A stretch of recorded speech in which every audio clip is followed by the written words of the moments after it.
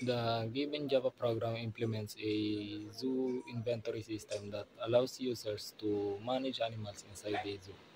It uses arrays to store animal information such as name, species, age, and enclosure number with a maximum of 50 records. The program provides a menu-driven interface where users can add new animals, view all registered animals, search for an animal by name, count animals by species, and list animals by enclosure.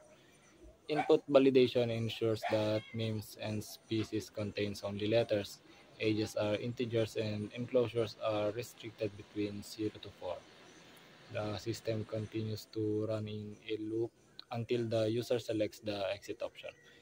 Exception handling, which is the input mismatch exception, is applied to prevent crashes from invalid numeric inputs. The flowchart of this program begins with start and initialization of variables and arrays. It then enters a loop controlled by the running flag. Inside the loop, the program displays the main menu and asks the user for a choice. Depending on the choice, the flow branches into different modules. Number one is add animal, input details, validate, store, and return to menu. Two is the view animals, which is check if empty, then display. Number three is search by name, iterate and compare names. Number four is count by species, which is loop through species and count matches. Five is view by enclosure, which is to filter animals in a chosen enclosure, or zero for exit, which is to print with bias set running equals to false. Invalid inputs redirect back to the menu. Finally, once the loop ends, the program terminates with an end node. This structure flow ensures clarity and operations and proper user interaction throughout the system. I'm China Agase and I'll be explaining the algorithm of our program code. First is initialization of arrays and especially yung maximum size na 50. Mayroong 4 arrays para sa names, species, age of animal, and enclosure numbers. Also, may initialization ng animal count to track how many animals are stored. Next is the while loop that shows a menu with 6 choices. This will keep running until the user chooses to exit. Then, i-read yung user's choice from the menu. If the user enters one that adds an animal, it first checks the animal count if there's still space. If meron, it asks the user for details and validates the input. Then, isi-save na yung data. If the user's choice is 2, that views all recorded animals, it checks the animal count first kung meron na. Then, ipiprint lahat ng record. And if the user chose 3 that allows them to search for animal by their name, it asks for the target name. Then, it searches through the record to compare. If may nagmatch, ipiprint yung full details. Kapag wala naman, lalabas lang tong message. If 4 naman, which counts animal by specific species, it asks the user for target species and loops through the record. Here, the total is set to 0. Then, it increments if it matches the target. Then, it prints the number of animals that matched. If the choice is 5, view by enclosure, it asks the user for enclosure number. Then, it loops through the record and print the details of animals that belong to the chosen enclosure number. If naman, nag-enter na yung user ng 0, which exits, the loop breaks and the program stops. And if wala naman yung choice ng user sa menu, it prints invalid choice. And magre-return lang sa menu. This program always validates the user input especially for integer and string, to ensure the program's functionality. Yes, hello, greetings everyone.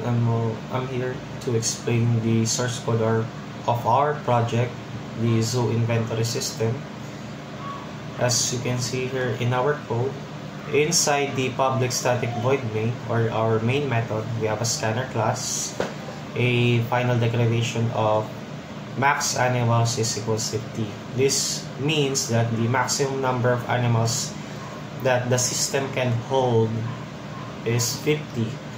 We also have a few declarations of array here, primarily string and int, with animal names, animal species, animal ages, animal enclosure.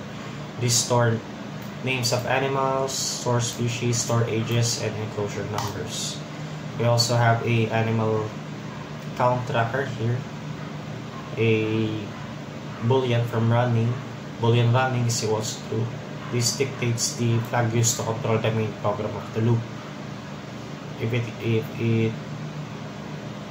the loop continues or stops. And we also use a integer for tracking and formatting, adding blank spaces when printing the actual menu and the actual result. This is our main menu loop. We use while because we cannot say or know when the loop execution will stop. Simple if statement to know if we needed to add spaces. And this is our basic main menu options. The title, Zoo Inventory, the functionalities, add new animal, view all animals, search, etc., count, view. And to get, we have it in choice. This is get in a method for just getting the user's input. I'll show it quickly. Here it is. It says the volume must be integer. It handles basic try and catch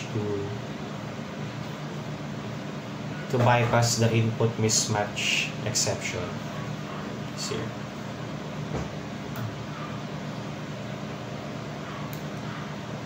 Next is here, basic switch case. It handles the menu choice. For our case 1, it calls the add new animal to the system. The add animal will be count with the parameter scanner, animal names, and animal species, etc. We'll be discussing the add animal method to know its function. Here is the add animal. It means we will immediately check if the count of the data in the system is greater than or equals to max, which our max is 50. If it is greater than max, the system will print zoo is full and cannot add more animals, and then return the current count. Next, we also have a new declaration here of name and type with the basic handling, with basic input validation. It's just for handling the user's input. Next is for the enclosure. It says that we have to create a system then enclosure of 0 to 4. So this is the basic while loop to ensure that the numbers that will be only entered is 0 ranging to 4. After clearing this block of loop, we will proceed to initializing the values of the arrays, where name is here, count will be type, ages, and etc. After successfully adding this, confirmation message will be seen. Animal added successfully, and will return the count plus 1. It means that it keeps on track on how many datas are being added. Next is view animals. From our next case is display all animals currently in the zoo. The view animal method is responsible for that. Here is the view. Basically, all it does is loop through all the arrays and print all the datas. But in the case of this, if count is equal to 0, meaning if it has no data, it will print that there is no animals registered yet in the system, then return.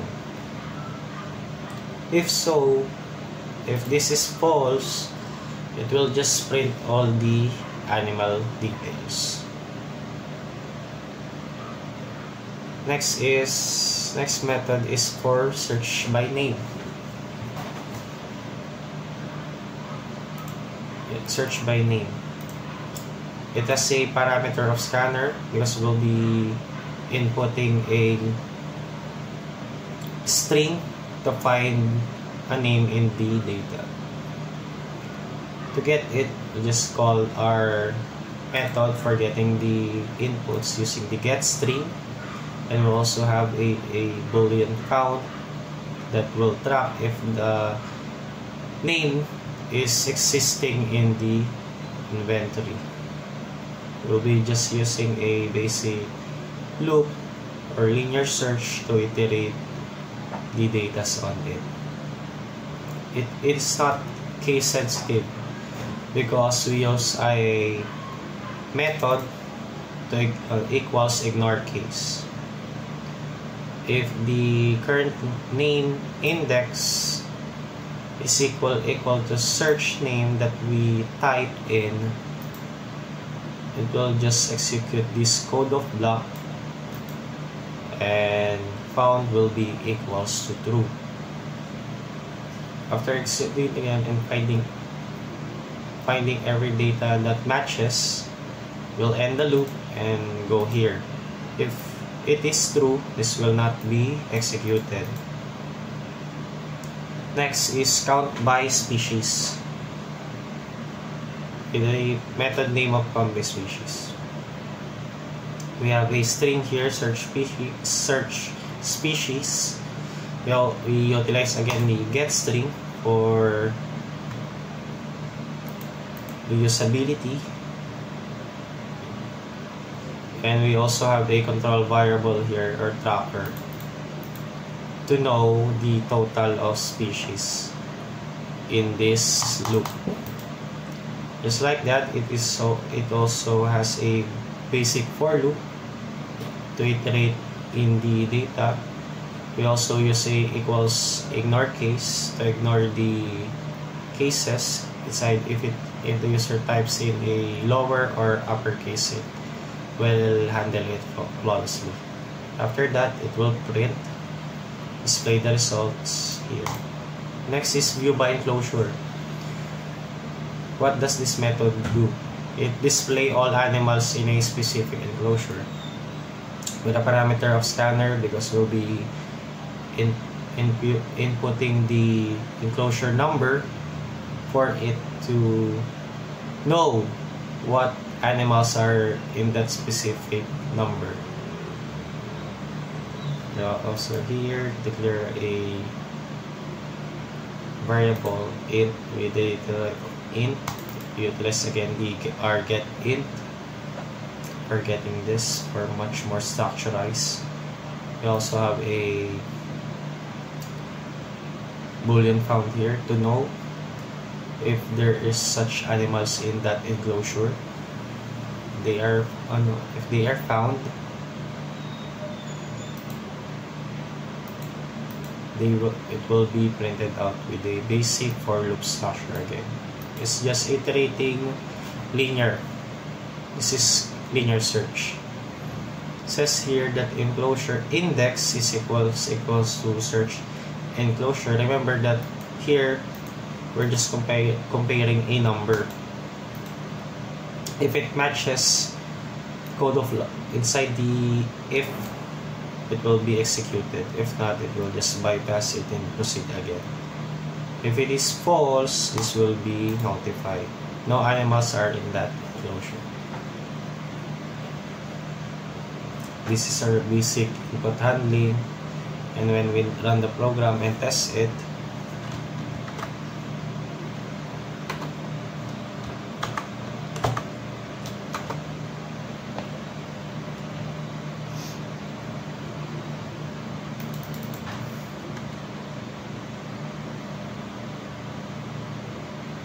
you can see here.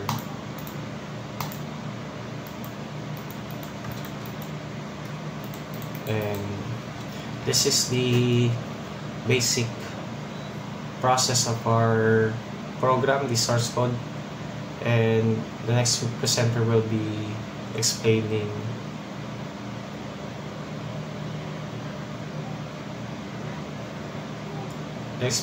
the much more comprehensive and much more detailed. Thank you. Greetings. I'll be explaining the main menu of our program code. So it starts with a while loop.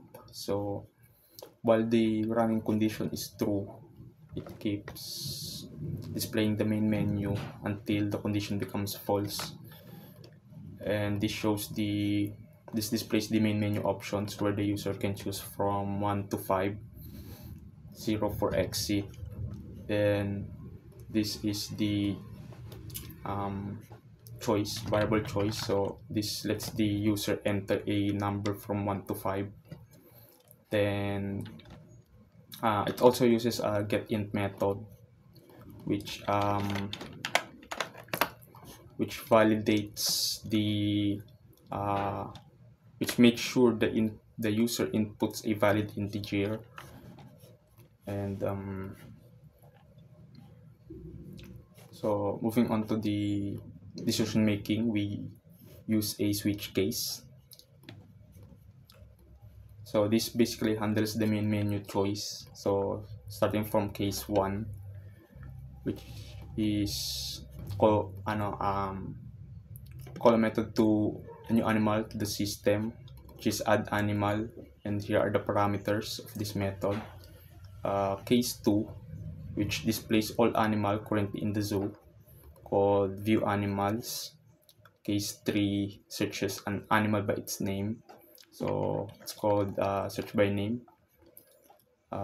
Case 4, count the number of animal of the specific species, so called count by species. Case 5 shows all the animal located in a particular enclosure, so called view by enclosure. And here's the case 0, which exits the program, makes the running condition false, so it exits the while loop. And here is the default. So basically it handles an invalid input when the user chooses outside from 1 to 5 and 0. So that's basically it. Dangal greetings, I'm Benjamin G. Alvarado III. Dumako naman po tayo sa input validation, kung saan ang purpose nito sa program code ay manatiling integer lang ang dapat na ilagay sa part na integer lang ang hinihingi, like age, at manatiling only letters lang kapag nahingi ng string value, like the names. Ginagawa ito para maiwasan ng mga errors, lalo na sa pag-type ng hindi whole number sa mga int variables. Makakatulong din ito para magkaroon ng kaayusan sa pag-store ng mga data at paghingi ng mga inputs. Nakaiwalay ang input validation sa dalawa, ang getInt at ang getString. Ginawa po namin siya as methods para tatawagin na lang siya every time na need siya sa program. Ganito po ang format sa pagkuha ng integer, kung saan naggamit po tayo ng input mismatch, exception E, para makapagbigay tayo ng error message sa tuwing maling value ang ilalagay ni user. Same thing lang din po sa getString. Nilagyan lang ng condition if match ba siya na only letters lang laman ng input ni user. Ganito yung mga input validation errors na matatanggap nyo.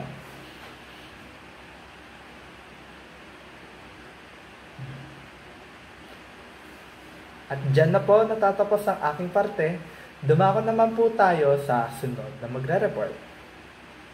So, dangal greetings everyone. I'm Carl Francis Escalagos. So, ako yung mag-explain ng add animal method sa aming zoo inventory system. So, here sa aming sa add animal method, so ito yung function na mag-add yung user ng animal sa aming zoo inventory system. So, dito meron kaming function na meron kaming condition na i-determine namin kung kaya pa ba mag-add yung user sa aming zoo inventory system. So, meron kami ditong variable na count, which is yung ito yung slot na ay mga animals na nasa zoo inventory system namin. So, i-compare namin siya sa max na ang static value nun is 50. So, if ever man na yung yung animals na nasa zoo inventory system natin is mag-exceed na siya or mag-equal sa 50 is hindi na magli-limit na yon, and yung user is hindi na pwede mag-add ng animals. So,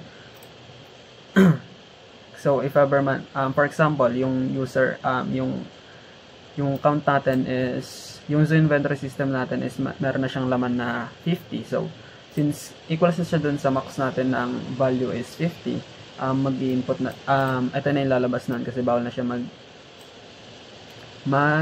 magdagdag ng animal sa ating zoo inventory system. Ganun din kapag nag-exceed na siya sa 50, so bawal na rin siya. So, after nun is i-return lang yung count natin. Kunyari, kung ilan yung bilang na nasa so inventory system natin, kung ilan yung animal, i-return nun yung value nun na hindi dinagdagan since hindi naman tayo nagdagdag ng animal. So, if ever man na mag-false sa condition na to, maghihingi na siya ng mga details. So, first is hihingi siya ng animal name na letters only. Meron din kami ditong validation na na ang i-input lang ng user is letters only, like and then sa animal species, meron din kaming validation dito na pang animals lang, na lang din, pang letters lang din. And then sa animal age naman, ganun din, meron din kaming validation na ang i-input lang ng user is ang i-accept lang ng system is mga numbers lang. For age naman yan. So, next naman is meron kaming enclosure na ang tinatanggap lang is 0 to 4. So, meron din kaming condition dito na if ever man na magpas yung in-input ng user. So, kung kunyari is 0 to 4, nag-input siya ng negative numbers or above number 4, like 5, 6, gano'n, is magpa-false na siya dito and maghihingi ulit yung user na hihingi ulit yung system na mag-input ng valid numbers yung user. So, after naman, if correct naman na to lahat is yung details na in-input ng users, like kung ano yung animal name, kung ano yung animal species, and then kung ano yung age nun is i-store na natin siya sa data na dito sa array natin. So, after naman nun, after din natin i-store is magpiprint out yung system na confirmation na yung animal na nilagay ng user is already added na. So, after din mag-print nun is dadagdagan na natin syempre yung count. Syempre, nag-add tayo ng animal sa ating zoo inventory system. So, dapat madagdagan din kung ilan na yung mga animals na nandun. So, i-return natin yung count and then mag-add tayo ng 1 para ito yung symbolize niya na nagdagdag tayo ng isang animals. I-explain ko naman po yung part ng view animals na function method sa aming system na zoo inventory system. Para ito gumana ay kailangan nyo muna manghingi ng 5 parameters. Itong parameters ito. Bago tayo pumasok dyan, kailangan muna mamili yung user natin ng kanyang choices batay dito sa ating switch case na nasa loob ng ating while loop. At yung choice na yon ay eto, which is the choice option 2 na view animals or view all animals na meron sa loob ng ating zoo. Ito yung humihingi din magbibigay tayo ng 5 parameters na animal names, animal species, animal ages, animal enclosures, and animal count. Ito yung mga array natin na kung saan nag-i-store ng ating data ng ating animals tulad ng name, species, age, and enclosure, at yung ating animal count kung saan nagtatrack siya kung gaano karami yung animals na meron sa ating zoo. Na kung saan, ito siya. Ito yung ating array natin na ating pinapasa sa loob nun na para magkaroon ng laman ay pumapasok din siya sa ating add animals at dito niya ipapasok yung data nung nakalagay natin sa loob ng animals. Pagtapos nun, punta tayo ng view animals, which is eto. Pagkalagay natin kung yung which is yung type ng auto system natin, pagkalagay ng parameters ay check natin sa ating function method na kung ito ba yung count, which is yung gaano karami yung nasa loob na animals natin sa zoo. Pag ito ay 0, ay magpa-prompt tayo sa user na wala pang animals na sa loob nito at mag-end na yung function, yung method na view animals. Pag ito ay merong laman, print na yung animals sa ating print natin yung animals na nasa loob ng ating array, which is yung parameters na nakalagay sa ating parameters, ito, which is yung mga array. At gamit tayo ng while loop na which is yung tuloy ko nga kanina, which is yung count, kung tatracks, kung gaano karami yung animals sa zoo natin. At batay doon, ipiprint natin kung yung laman ng nasa loob ng ating array. Which is tinatracks natin ng index, which is gumagamit tayo ng one base na system para mas madaling makita ng ating user. And batay doon, check natin yung names, which is ito. Ayan, yung names. At meron siyang nasa loob na index, which is in this case ay 0, which is yung pinakaunang-unang animals na sa loob na. And species, names at species at ages ng ating animals na nandoon. Yun lang.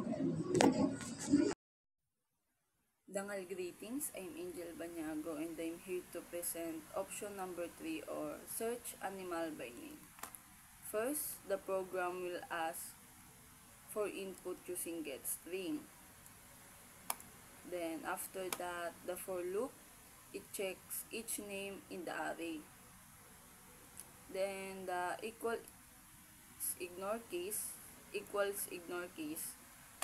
basically it ignores the uppercase or lowercase. For example, if the user input animal name using capital letters is okay, or using in lowercase, it's okay too, it doesn't matter to the program. Then after that, if it's found, the animal name is found, then it prints the details like the name, species, age, and enclosure. Then if not, it will print no animal found with that name.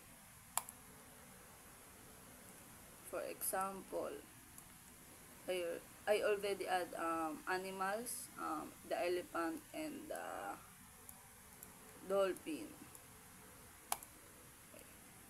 The choice. Now we will search the animal by its name. For 3, elephant in lowercase.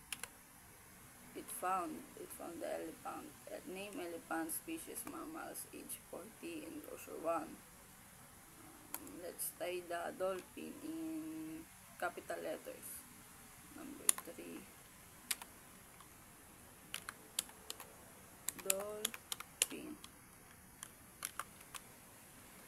also found, even its capital.